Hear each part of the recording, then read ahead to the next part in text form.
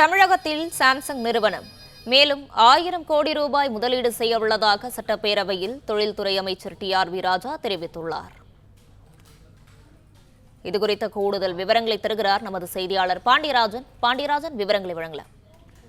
தமிழகத்தில் சாம்சங் நிறுவனம் மேலும் 1000 கோடி முதலீடு செய்ய உள்ளதாக தொழில்துறை அமைச்சர் பேரவையில் பேசியிருக்கிறார். சாம்சங் நிறுவனத்தில் தொழிலாளர்களின் போராட்டத்தால் பன்னாட்டு தொழில் நிறுவனங்களினுடைய முதலீடு செய்வது குறைய வாய்ப்பு இருப்பதாக அதிமுக சட்டமன்ற உறுப்பினர் கந்தசாமி கேள்வி எழுப்பினார்.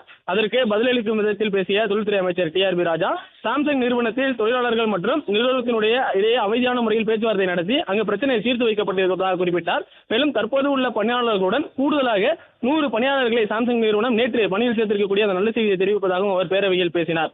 அரசின் மீது நம்பிக்கை வைத்து மேலும் 1000 கோடி சாம்சங் நிறுவனம் முதலீடு செய்ய திட்டமிட்டிருப்பதாகவும் எலக்ட்ரானிக் பொருட்களை உற்பத்தி செய்வதற்கான அந்த முதலீடு இருக்கும் எனவும் அவர் தெரிவித்திருக்கிறார்.